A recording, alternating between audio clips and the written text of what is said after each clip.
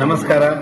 ಇವತ್ತು ನಮ್ಮ ಕನ್ನಡದವರ ಒಂದು ಮೀಟಿಂಗ್ ಇತ್ತು. ಅದು ವಿಠಲ್ ದೇವಸ್ಥಾನದಲ್ಲಿ ಮೈಮ್ ಇದು ಕಾನ್ಸ್ಟಿಟ್ಯೂನ್ಸಿ ಬರ್ತದೆ, ಕಾಜುವಾಡ ಅಂತೇಳಿ.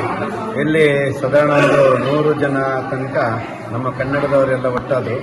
ಬಹಳ ಒಳ್ಳೆಯ ವಿಷಯ ಅಂತ ಹೇಳಿದರೆ, ನಮ್ಮ ಕನ್ನಡದವರು 7 ಗಂಟೆ ಮೇಲೆ ಒಟ್ಟಾಗುದು. ಯಾಕಂದರೆ ಎಲ್ಲ ಕೆಲಸಕ್ಕೆ ಹೋಗೋರು, ತಮ್ಮ ಕೆಲಸ ಇರುತ್ತೆ.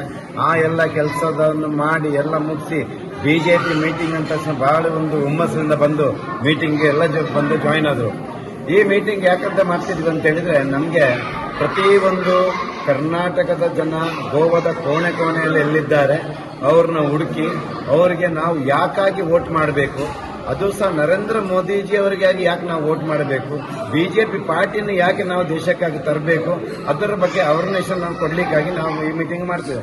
ಈ ಮೀಟಿಂಗ್ಗೆ ನಮಗೆ ಸೆಂಟ್ರಲ್ ಗೌರ್ಮೆಂಟಿಂದ ಶಿವಪ್ರಸಾದ್ ಅವರ ಅಂಡರಲ್ಲಿ ನಮಗೆ ಹೇಳಿದ್ದಾರೆ. ಎಲ್ಲ ಪ್ರತಿಯೊಂದು ಕನ್ನಡದವರಿಗೆ ಎಲ್ಲಿ ಯಾವ ಕೋಣೆಯವ್ರನ್ನ ಕರೆದು ಅವ್ರಿಗೆ ನಾವು ವೋಟಿನ ಬಗ್ಗೆ ಅವೇರ್ನೆಸ್ ಕೊಡಬೇಕಂತೇಳಿ ಅದನ್ನು ಬಹಳ ಚೆನ್ನಾಗಿ ಮೀಟಿಂಗ್ ಆಯಿತು.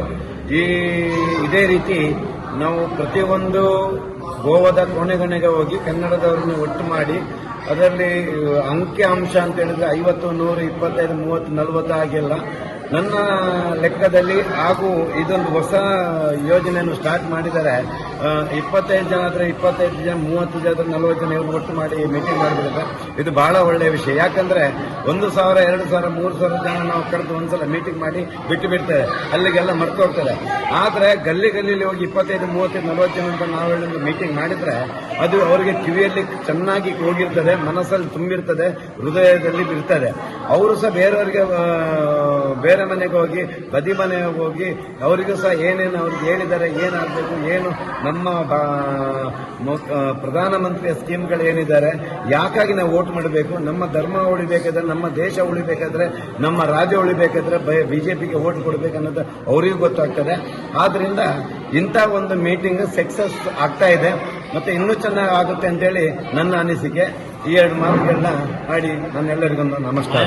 विधानसभा क्षेत्र के विठल मंदिर में काजूवाड़ा में सभी जो हमारे कर्नाटक के भाई बहन, उनके साथ कर्नाटक सेल गोवा के अध्यक्ष राघव शेट्टी जी, भिंगी जी, रेड्डी जी, सभी लोगों ने मिलकर एक यहाँ के सभी लोगों को जोड़ा, उनको बुलाया, उनसे बात करी.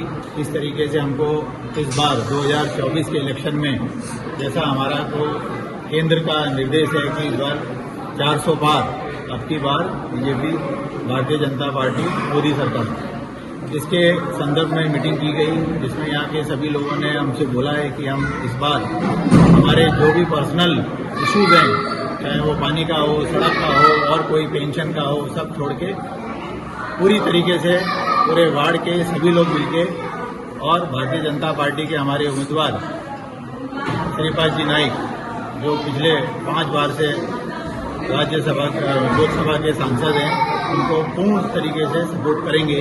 इसके लिए इन सब लोगों ने हमको आश्वासन दिया है. और इसी तरीके से हमारे जितने भी बाकी कॉन्स्टिट्यूंसी में, चाहे उत्तर गोवा हो, चाहे दक्षिण गोवा हो, सभी जगह हम लोग जाएंगे, सभी लोगों को हम मिलेंगे, बात करेंगे, उनकी कॉर्नर मीटिंग, इस तरह का उनके वाड़े की मीटिंग करके सब लोगों को पार्टी के साथ जोड़ने के लिए, बीजेपी के पक्ष में वोटिंग करने के लिए उन लोगों को हम प्रोत्साहित करेंगे. ಬಿಜೆಪಿ ಮುರಳಿ ಮೋಹನ್ ಶೆಟ್ಟಿ ಅವರ ನಾಮಕವಾದಂಥ ನಮ್ಮ ಶಾಖೆ ಇದೀಗ ಸರ್ವಣ್ಣ ಪಿಚಳಿಯಲ್ಲಿ ಪಂಚಾಯತಿ ಮಾಯಮತ ಸಂಘದಲ್ಲಿ ಮೀಟಿಂಗ್ ತಂದಿದ್ದಾರೆ. ಅದಕ್ಕೆ ನಾವೆಲ್ಲ ಕನ್ನಡಿಗರು ಕೂಡಿ ಇವತ್ತು ಇದೇನು ನಮ್ಮ ಕನ್ನಡಿಗೋಸ್ಕರ ಒಂದು ಏನು ಬಿಜೆಪಿ ಎಲ್ಲ ನಮ್ಮ ಮೋಹನ್ ಶೆಟ್ಟಿ ಅವ್ರನ್ನ ನಮ್ಮನ್ನು ಆಯ್ಕೆ ಮಾಡಿ ಕೊಟ್ಟಿದ್ದಾರೆ ನಮ್ಮ ಕನ್ನಡಿಗೋಸ್ಕರ.